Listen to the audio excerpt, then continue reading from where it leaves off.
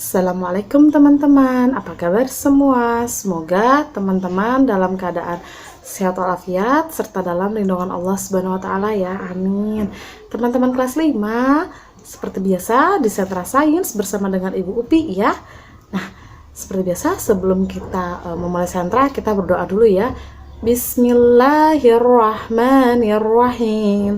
Rabbi zidni ilma warzuqni fahma birahmatika ya arhamar rahimin. Amin. Teman-teman kelas 5, seperti biasa, siapa di sini yang masih ingat kita minggu ini mau membahas apa? Iya, betul sekali. Kita mau membahas tema tentang udara ya. Tapi topiknya lebih tepatnya kita akan membahas tentang pencemaran udara. Nah, kita sedikit murojaah ya teman-teman ya.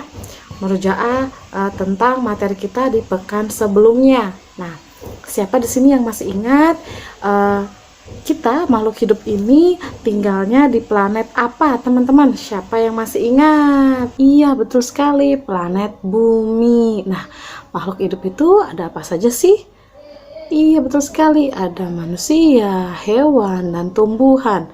Nah, mengapa kita sebagai makhluk hidup bisa hidup atau bertempat tinggal di planet Bumi nih? Kenapa kita malah di planet Bumi, malah bisa hidupnya ya, bukan di planet yang lain? Ada yang tahu nggak alasannya? Ibu kasih tahu ya, karena planet Bumi itu saat ini berdasarkan penelitian satu-satunya planet yang memiliki udara ya. Khususnya untuk manusia, Bumi itu memiliki oksigen ya. Salah satu di antara berbagai macam jenis udara adalah oksigen yang biasa digunakan oleh manusia untuk bernafas ya. Jadi saat kita bernafas, kita menghirup oksigen. Saat kita menghembuskan nafas, kita mengeluarkan karbon dioksida ya teman-teman ya. Nah, teman-teman, Ibu mau menjelaskan ada beberapa fungsi dari udara nih ya. Yang pertama, oksigen bermanfaat untuk bernafas. Seperti yang Ibu tadi contohkan ya. Kita manusia itu bernafasnya itu menghirup oksigen ya. Dan menghembuskan udara yang disebut karbon dioksida. Oke. Nah, yang kedua, fungsi udaranya adalah udara bisa mengklasifikasikan iklim, cuaca, ataupun musim pada suatu tempat. Siapa di sini yang masih ingat di tema pekan pertama, tema udara di pekan pertama itu yang tentang jenis-jenis udara? Siapa yang masih ingat? Angin apa yang dapat menentukan klasifikasi iklim, cuaca pada suatu tempat? Siapa yang masih ingat? Iya, betul sekali, angin muson atau angin musim ya, yang terjadi setiap 6 bulan sekali ya. Dan musim yang ada di Indonesia, siapa yang masih ingat? Ada musim apa dan musim apa? Betul sekali, musim kemarau dan musim hujan ya teman-teman ya. Nah, fungsi udara yang ketiga itu adalah udara juga bisa digunakan untuk melakukan komunikasi seperti menghantarkan gelombang suara. Contohnya itu seperti gelombang radio ya teman-teman ya.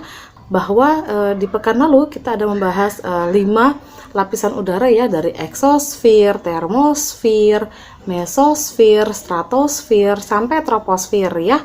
Nah, ada salah satu lapisan udara yaitu lapisan termosfer yang berfungsi untuk menghantarkan gelombang radio tadi ya teman-teman ya. Nah, siapa di sini yang mungkin pernah mendengar radio? Contoh yang paling gampang ya, ibu penyiarnya nih, ibu yang menyiarkan, menyampaikan informasi lewat radio dan teman-teman sebagai pendengarnya nih. Kan rumah ibu dengan rumah teman-teman semua jaraknya jauh-jauh ya. Nah, oleh karena itu lewat media suara, lewat media gelombang radio yang ada di lapisan termosfer tadi, si udara tadi itu dapat menghantarkan si gelombang suara ya, sehingga bisa menyampaikan komunikasi kita ya. Ibu misalnya menyampaikan informasi ke kalian lewat radio ya teman-teman ya, itu contohnya. Nah, terus udara dapat menghantarkan spora atau benih-benih tumbuhan. Contohnya nih yang paling gampang. Kalau kita ke suatu taman, misalnya tamannya itu penuh dengan bunga-bunga, penuh dengan pohon-pohon, ada bagian dari tanaman tersebut yang dia tidak kokoh ya. Misalnya ada beberapa bagian yang misalnya saja contohnya itu disebut putik atau benang sari, seperti itu ya teman-teman ya. Nanti bisa dilihat contohnya, itu dia rapuh, jadi pada saat ada angin dia itu mudah terbawa oleh angin. Nah, misalnya dia dari taman A, dia terbawa oleh angin ke taman B dan jatuh ke tanah yang ada di taman B. Nah, di sanalah si bagian dari tumbuhan yang ikut tadi terbang tertiup oleh angin, dia itu akan menjadi benih baru ya, dan akan tumbuh tanaman tersebut di taman yang baru ya teman-teman ya. Nah, terus contoh fungsi udara yang kelima ya. Udara berfungsi untuk melindungi bumi dari benda luar angkasa. Siapa yang masih ingat? Benda luar angkasa yang masuk ke dalam bumi itu disebut apa? Iya, betul sekali, meteor ya. Jadi atmosfer kita yang terdiri dari 5 lapisan bumi ini berfungsi untuk melindungi bumi dari benda luar angkasa ya, khususnya di lapisan stratosfer, mesosfer, dan lapisan ozon ya teman-teman ya. Dia akan bergesekan tuh. Jadi kalau ada benda langit yang masuk ke dalam bumi itu tadinya ukurannya besar, dia akan mengecil. Jadi begitu tiba di permukaan tanah, dia sudah ukurannya semakin kecil. Bahkan kalau ukurannya awalnya itu kecil, dia tidak akan sampai jatuh ke permukaan tanah ya teman-teman ya. Nah, terus yang berikutnya itu adalah fungsi udaranya adalah karbon dioksida bermanfaat untuk tumbuhan berfotosintesis. Nah, apa sih Bu fotosintesis itu? Nah, fotosintesis itu adalah proses memanfaatkan energi cahaya matahari untuk mengubah air dan karbon dioksida menjadi karbohidrat dan oksigen. Nah, jadi kalau contoh yang paling gampang ya, yang teman-teman bisa bayangkan, kita kan suka makan sayur-sayuran, apalagi sayur-sayuran yang berwarna hijau ya teman-teman ya, sehat ya, mengandung serat yang tinggi ya, atau makan buah-buahan. Buah-buahan kan juga dari tumbuh-tumbuhan ya teman-teman ya. Nah, tumbuhan itu untuk menghasilkan sayur yang bergizi, menghasilkan buah yang bergizi, buah yang penuh dengan serat, vitamin, sayur juga penuh dengan serat, dia itu butuh salah satu udara untuk menghasilkan tadi buah-buah tadi atau sayuran-sayuran tadi ya. Nah, salah satu udaranya itu disebut karbon dioksida. Nanti teman-teman akan mempelajari apa sih proses fotosintesis itu ya.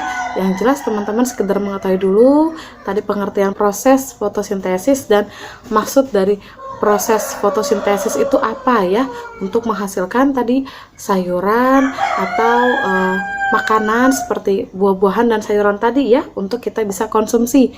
Kan dia butuh tanaman itu tumbuh ya dari benih sampai dia jadi siap untuk kita panen ya teman-teman ya, siap kita untuk nikmati ya hasilnya ya. Nah, terus tadi sudah kita mengetahui nih fungsi-fungsi udaranya nih ya. Ibu ulang ya, kita murajaah bersama ya. Tadi udah ada contohnya. Sekarang Ibu review ulang ya. Ibu murajaah ulang ya. Yang pertama, oksigen bermanfaat untuk bernafas. Tadi contohnya yang oksigen tadi ya, kita hirup ya. Yang kedua, udara bisa menentukan klasifikasi iklim, cuaca, ataupun musim pada suatu tempat. Yang tadi kita udah jelaskan contohnya angin muson ya. Yang ketiga, udara juga bisa digunakan untuk melakukan komunikasi seperti menghantarkan gelombang suara. Contohnya gelombang radio ya, yang ada di lapisan termosfer ya teman-teman ya.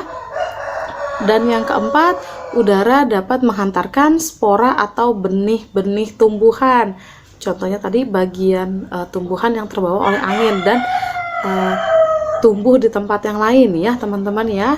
Yang kelima, udara dapat berfungsi untuk melindungi bumi dari benda luar angkasa. Contohnya tadi apabila ada meteor yang masuk ke dalam permukaan bumi ya. Nah, yang kelima adalah karbon dioksida bermanfaat untuk tumbuhan sebagai fotosintesis ya. Contohnya tadi juga sudah ya teman-teman, untuk menghasilkan sayuran dan buah-buahan ya. Tadi kita udah mengerti nih fungsi-fungsi udara. Nah, terus pencemaran udara itu apa sih Bu? Saya sendiri belum tahu loh Bu. Nah, Ibu jelasin ya. Pencemaran udara itu adalah perusakan terhadap kualitas udara ya teman-teman ya. Nah, pencemaran udara itu juga ada berbagai macam sumber nih. Ada dua ya sumber yang akan Ibu jelaskan ya. Yang pertama, sumber pencemaran udara alamiah. Dan yang kedua adalah sumber pencemaran udara dari manusia. Nah, maksudnya dari sumber pencemaran udara alamiah artinya alam sendiri yang menjadi sumber pencemaran udara tersebut ya. Contohnya nih, asap dari letusan gunung berapi ya teman-teman ya. Gunung kalau udah meletus gitu ya, udah meledak, udah mengeluarkan lavanya, biasanya sebelumnya juga dia akan mengeluarkan asap panas dulu ya teman-teman ya, yang berbahaya jika sampai mengenai tubuh kita, makhluk hidup, atau terhirup ya teman-teman ya. Jadi kalau kita masih ada dalam jangkauan si daerah yang terkena dampak dari letusan gunung berapi ini, jauh sangat berbahaya ya. Dari segi pencemaran udaranya saja bisa membuat kita sesak nafas dan terkena penyakit paru-paru ya teman-teman ya.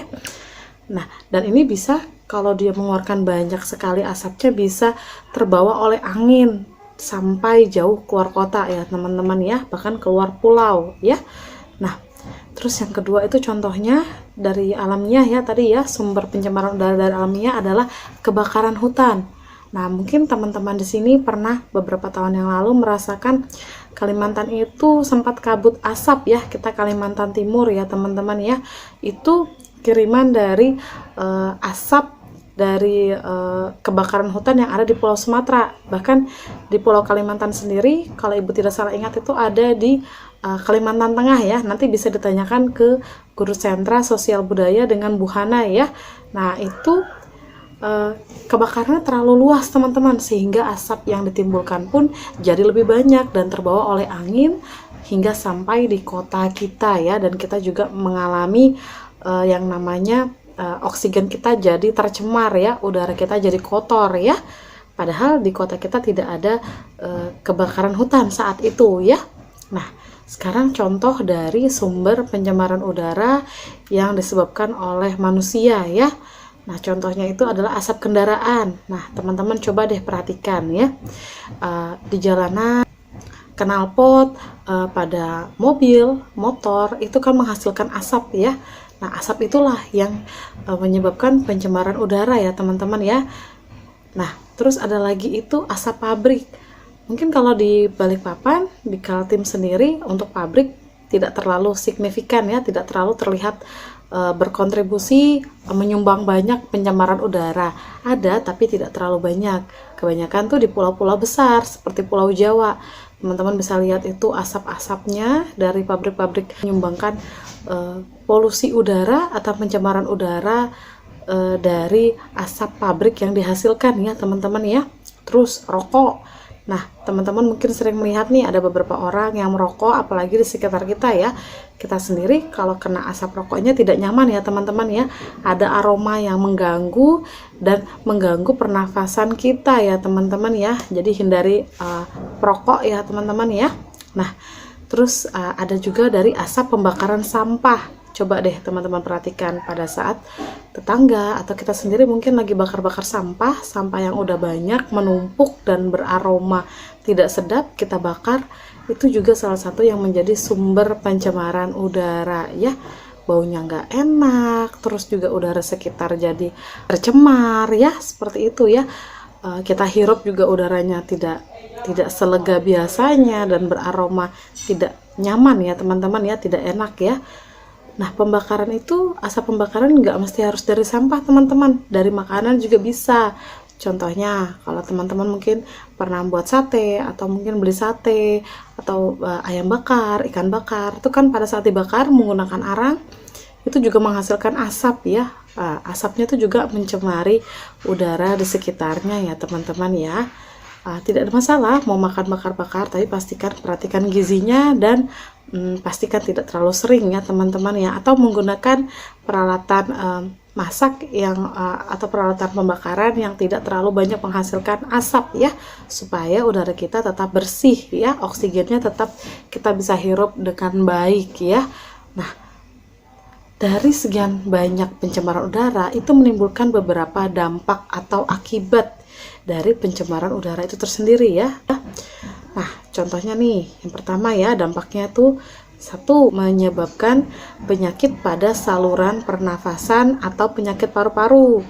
Contoh penyakitnya tuh asma sama sakit bronkitis ya. Penyakit bronkitis ya, itu ada masalah di paru-parunya ya. Dan kalau asma itu juga sampai sesak nafas ya teman-teman ya. Yang kedua, timbulnya udara yang kotor. Ya tadi Ibu jelaskan, contohnya itu sampai ada kabut asap ya, jadi bisa membuat mata kita jadi perih. Terus juga kita bernafasnya tidak lega, sampai harus menggunakan masker ya. Nah, terus ya yang terakhir itu adalah kerusakan pada lapisan ozon. Jadi kalau terlalu banyak asap, apalagi asap yang tidak sehat, itu dia kalau sampai kepada lapisan udara yang ada di langit sana yang udah kita pelajari di pekan lalu ya, ada 5. Salah satunya itu lapisan ozon ya, yang melindungi bumi ya dari radiasi sinar ultraviolet, dari macam-macam ya, termasuk dari benda langit yang akan memasuki bumi. Nah, itu juga dia bisa rusak teman-teman, lama-lama bolong. Nah, lama-lama kalau sudah dia menipis, nah itu si lapisan ozonnya itu dia malah berbahaya buat kita, artinya kita nggak punya pelindung lagi ya. Otomatis kalau siang kita merasakan lebih panas daripada sekarang, malam pun juga seperti itu, dan benda luar angkasa yang masuk ke dalam bumi kita itu jauh lebih mudah dia masuk ke dalam bumi dan merusak bumi kita ya teman-teman ya. Bisa juga kalau terjadinya kerusakan pada lapisan ozon itu, contohnya itu terjadinya pemanasan global ya, atau terjadinya kenaikan suhu bumi ya, naik menjadi lebih panas ya teman-teman ya. Nah, terus nih ada beberapa zat beracun yang biasanya terkandung saat terjadinya proses pencemaran udara tadi ya. Yang pertama itu adalah karbon monoksida atau yang biasa disingkat CO ya, huruf C dan O ya.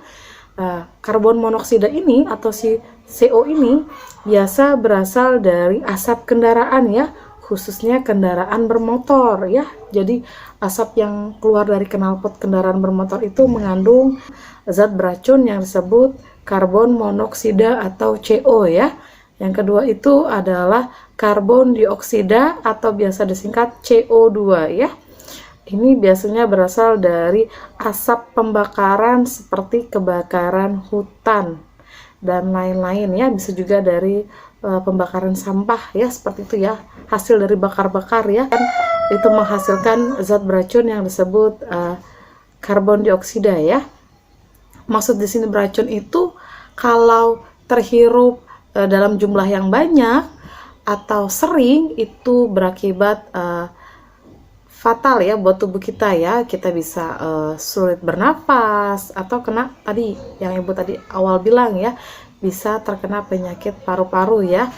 Bukan berarti beracun langsung meninggal seperti itu ya teman-teman ya. Tapi kalau dia terlalu banyak, bisa terfatalnya bisa sampai keracunan, dia kehabisan oksigen dan bisa meninggal ya. Tapi itu kalau jumlahnya terlalu banyak ya teman-teman ya.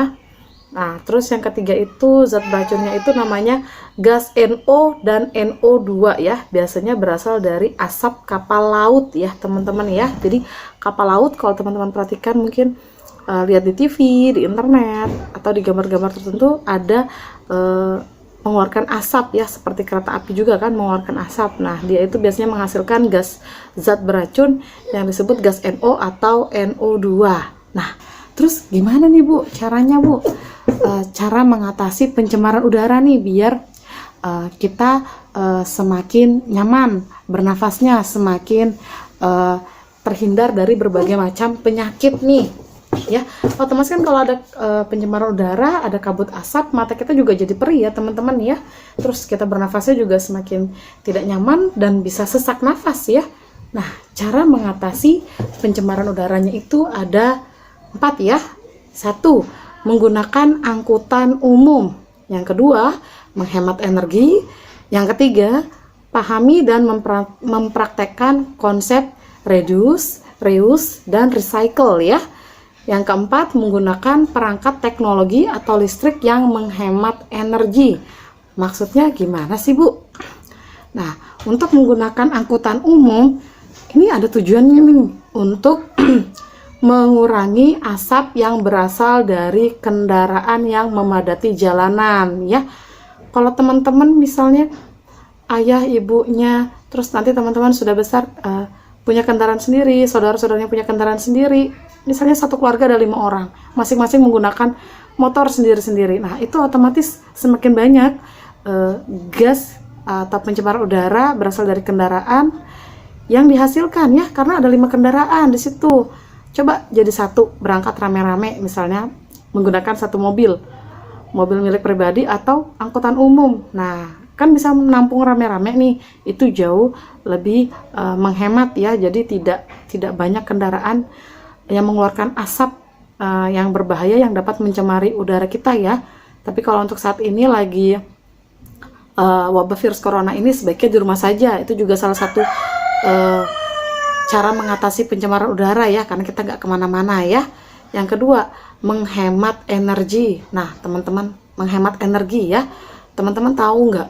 Nah, sebaiknya kipas angin, AC, dan genset itu dimatikan ya jika tidak perlu digunakan ya. Atau di rumah misalnya AC-nya ada berapa gitu, gunakan aja salah satunya, gunakan beramai-ramai ya.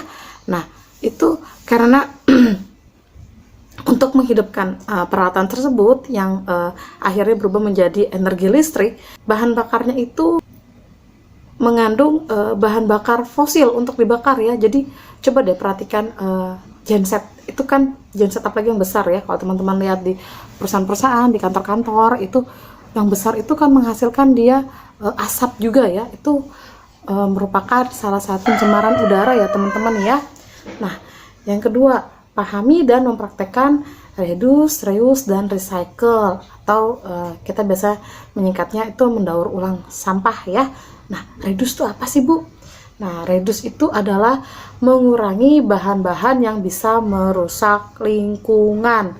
Contoh, teman-teman kalau belanja itu suka menggunakan kantong plastik atau kresek atau biasa disebut kompek ya. Nah, atau menggunakan tisu secara berlebihan. Coba deh mulai dari sekarang dihemat. Makanya sekarang di supermarket, di minimarket itu tidak disarankan menggunakan kantong plastik ya. Biasanya kita disuruh bawa tas sendiri, atau kalau nggak bawa kita disuruh beli tas yang bisa disimpan, tidak main dibuang saja ya, bisa kita gunakan lagi ya tasnya ya. Nah, itu tujuannya ya. Nah, begitu juga dengan tisu. Kalau emang kita bisa bawa sapu tangan sendiri biar tidak gonta-ganti tisu, sebaiknya dibawa saja untuk misalnya ngelap keringat ya teman-teman ya. Nah, terus reuse itu apa sih? Nah, reuse itu adalah pemakaian kembali barang-barang yang telah dipakai. Contoh, kita punya baju yang sudah kekecilan tapi masih layak pakai, kan bisa kita sedekahkan kepada orang-orang yang membutuhkan, seperti korban bencana alam ya. Seperti juga yang tadi Ibu sebutkan, tadi itu tas yang biasa kita beli untuk belanja, goodie bag itu yang ada biasanya kita beli di minimarket, Alfamart, Indomart, atau Maxi ya. Nah, itu kan bisa kita pakai ulang ya tasnya. Beda kalau kita kasih kresek, biasanya kita udah main buang saja ya teman-teman ya pada umumnya ya.